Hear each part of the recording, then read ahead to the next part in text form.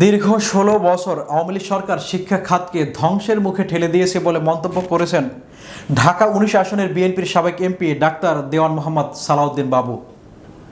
মঙ্গলবার বিকেলে আশুলিয়ার গোমাইল উচ্চ বিদ্যালয় অ্যান্ড কলেজ মাঠে আয়োজিত শিক্ষা প্রতিষ্ঠানটির বার্ষিক ক্রীড়া প্রতিযোগিতার পুরস্কার বিতরণ অনুষ্ঠানে প্রধান অতিথি হিসেবে উপস্থিত থেকে বক্তব্যকালে তিনি এই মন্তব্য করেন।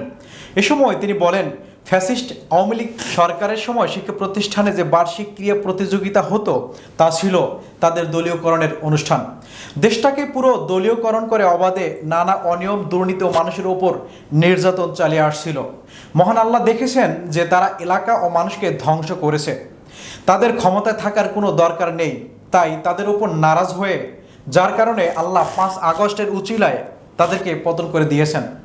ইয়ারপুর ইউনিয়ন বিএনপির সাধারণ সম্পাদক মোহাম্মদ দেলোয়ার হোসেন সরকারের সভাপতিত্বে ও শিক্ষা প্রতিষ্ঠানটির সিনিয়র শিক্ষক অ্যাডভোকেট মোহাম্মদ জিল্লুর রহমানের সঞ্চালনায় অনুষ্ঠানে বিশেষ অতিথি হিসেবে উপস্থিত ছিলেন সাভার উপজেলা পরিষদের সাবেক ভাইস চেয়ারম্যান দেওয়ান মোহাম্মদ মঈনুদ্দিন বিপ্লব, ইয়ারপুর ইউনিয়ন বিএনপির সভাপতি আব্দুল হাই আল হাদি, আশুলিয়া থানা বিএনপির সাংগঠনিক সম্পাদক মোহাম্মদ মনির মোল্লা, থানা বিএনপি নেতা মোহাম্মদ শরীফুল আলম, যুবদল নেতা এস.এম. কিসমত সরকার ও মোহাম্মদ জাহিদ হাসান বিকাশ। সবশেষে এক মনোজ্ঞ সাংস্কৃতিক বিনোদনের মধ্য দিয়ে আয়োজিত অনুষ্ঠানের সমাপ্তি হয়। বিগত দিনে বার্ষিক ক্রীড়া প্রতিযোগিতা হয়েছে, যেটা আওয়ামী লীগের একটা দলীয় অনুষ্ঠান। সবার থেকে নেতৃবর্গ আসবে, তাদের সাথে ৫০-৬০ জন থাকবে, পিছনে লাইন ধরে দাঁড়িয়ে থাকবে, ২ ঘন্টা বক্তৃতা দিবে, ৫ মিনিট পুরস্কার দিয়ে চলে যাবে। এটা কোনো বার্ষিক ক্রীড়া প্রতিযোগিতা অনুষ্ঠান আমি জীবনে দেখি নাই।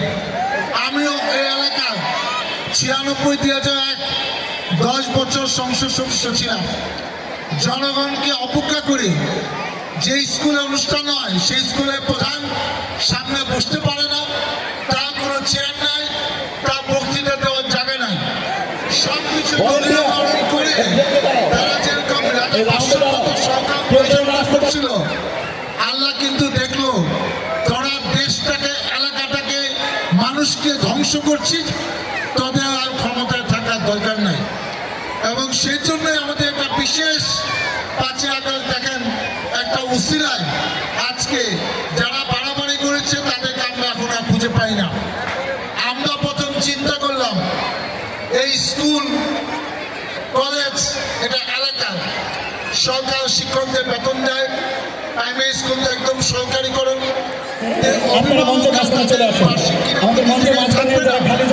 এই মায়েরা দেখতে পারবেন না তার সন্তান কেমন গান গায়, কেমন নাচে, কেমন পুরস্কার, কেমন খেলাধুলার পুরস্কার পায়, খেলাধুলা পারে, এটা দেখার তাদের অধিকার নাই। ছাত্রছাত্রীরা এনজয় করবে না যে বার্ষিক ক্রীড়া প্রতিযোগিতা সবচেয়ে বড় অনুষ্ঠান, আনন্দময় অনুষ্ঠান, বিনোদন অনুষ্ঠান, মজার অনুষ্ঠান, সেই অনুষ্ঠান দেখার গোমাইলবাসী, এলাকাবাসী কোনো অধিকার নাই। পূর্ণ ১৬ বছর এগিয়ে হয়েছে। এখন থেকে শিক্ষা প্রতিষ্ঠানের মতো চলবে। এই প্রতিষ্ঠানে কমিটি, শিক্ষক শিক্ষিকা, ছাত্রছাত্রীদের গুরুত্ব সবচেয়ে বেশি। এইখানে রাজনৈতিক চর্চা